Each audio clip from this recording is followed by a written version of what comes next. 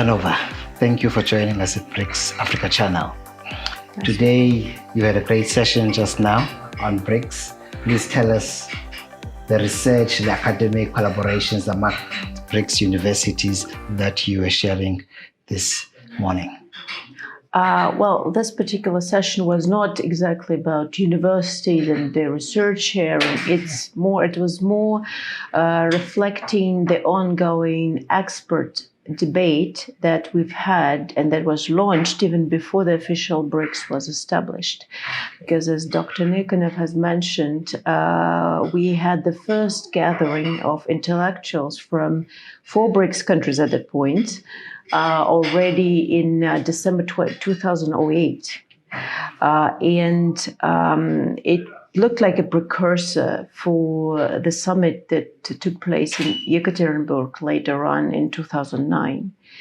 And since then, we've had their expert debate and intellectual debate among BRICS, further expanding, involving new members. And I think we had South Africa even before we had it officially joined, and we had other countries, BRICS plus countries as we called them at that point, but now some of them being already part of the family, BRICS family, the extended one with 10 members.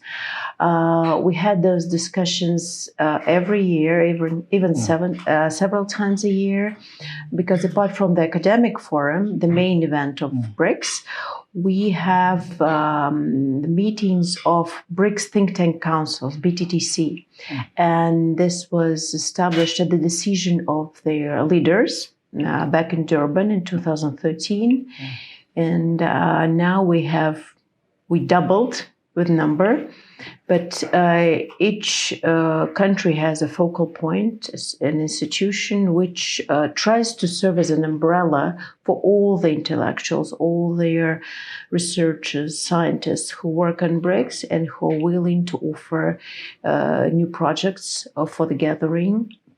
And I already mentioned at the session, but that we had, like, one of the big successes was the establishment of their new development bank, since it grew from the academic forum and from the discussions of the BRICS intellectuals in 2.5 years. That's it. It's very fast.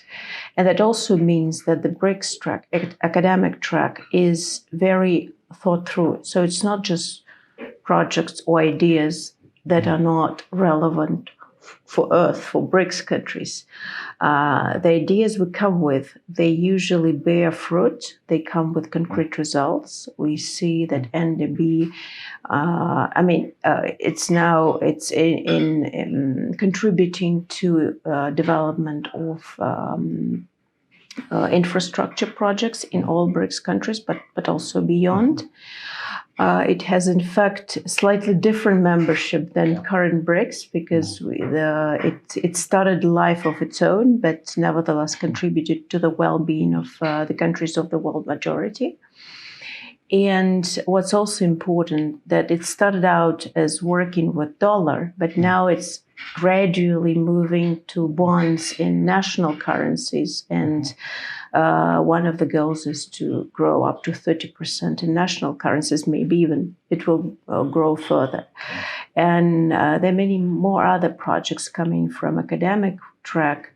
You mentioned universities at the very beginning, and indeed we had this BRICS Network University. It was also established at the suggestion and approved by the leaders at the suggestion of the BRICS Academic Forum. And it looks like it started out a bit slow, but now it's gaining a life and pace of its own with more and more universities involved, and with further bilateral and multilateral, especially educational projects, mobility projects, joint programs being elaborated within it. So it's a very important endeavor that we have to look at, especially taking that research, education, they are fundamental for further development and for other areas of cooperation between BRICS. It's been 10 years now since Durban. Can you elaborate to us what are the science and technology enhancements that BRICS has brought to the fore, similar to the success of the New Development Bank? There was established, and this was also great success of Brazilian presence at that point, that we had the STI architecture launched as part of the BRICS cooperation. We have a number of working groups, 13, and they're in the process of further expansion and adding new ones. But the ones that are in existence at the moment, the working groups of the STI, they are covering major advancing and areas that of science which are important, like artificial intelligence, quantum physics, or marine research, etc., that are important for each of the BRICS countries to put it on their top-notch research available from each country and sharing the best practices. So it's also a very important. Partner is another initiative that works and could be offered as their example of such a successful cooperation. And the new BRICS partners, such as Iran, which is actually also quite strong in the knowledge economy, what do you think they have brought into the mix? Well, definitely we can start with ideational part, and we can say that from the very beginning, we've been very much talking not only about practical sharing, but also ideational sharing, conceptual, civilizational. We are all different civilizations. We represent them. And the new members, they also make part of their, big chunks of rich civilizations of the humanity, introducing new cultural, new knowledge, new traditions, new fundamental aspects of humanitarian development. So this is very important. But of course, when we talk about sharing of best practices in the high tech, definitely Iran could be seen as one of the strong partners, but we should not be forgetting that we see also like Saudi Arabia or Emirates. They are part of first of all, they are big energy producers, but also countries in the Middle East that are in the Gulf that are very keen to and actually investing a lot into their pathway outside, hydrocarbon economy. They very much investing in their knowledge economy into education, and they've reached quite a new heights in those areas. So they could also share, but also take from their BRICS host countries.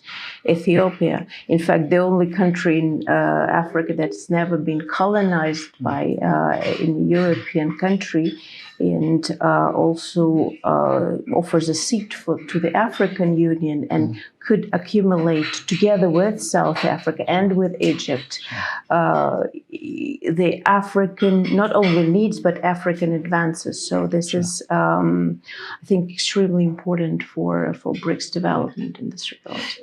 And how do you deal with quite a lot of diversity with all, especially with the BRICS Plus? How do you deal with the governance that comes with it to find those common spots and that enhances the agendas of the bloc? Well, definitely where we stand is that BRICS remains very much working on the consensus. So, of course, it is challenging, and it will be challenging further on to come to consensus for such a diverse set of partners, and especially if you mention BRICS Plus, or as we're working on the criteria for BRICS partnership, right? And many countries interested in that, that would become even more difficult. But first of all, it keeps you alert, keeps you keen to understanding your partner, to seeing where he or she comes from, and working very laboriously on where they would be further going to and how they could arrive at a compromise. This is extremely important. This is a skill that many countries have lost recently. And especially if we look, we're not anti-West, we're non-West, but what we see with the West is that they've come at this culture, which is non-cultured in fact, of dictate. And this is something that is very alien to BRICS. And this is something where we would never arrive at. We have China that is biggest economy. And nevertheless, we never saw China dictating the rest of the BRICS, be it earlier, be it now, to come to this or that decision. This is based on mutual respect, on total equality, and on priority of national interests. And it is challenging, but it allows us to move on, to look for new pathways that would be otherwise lost. But it's very dangerous as well. If somebody dictates you can, if you're not strong enough, you can be subordinate for some time. But this will bring to much worse outcome once you're back to your strength. And this is something BRICS is not about. BRICS is about this new model where countries listen to each other and they hear each other, which is most important. Thank you for joining us at BRICS Africa Channel. In South Africa, we say united in diversity. And I think the BRICS agenda, it is about that, enhancing all nations together. And as well as the Chinese say, a win-win cooperation. Absolutely. Thank you so much. Thank you so much.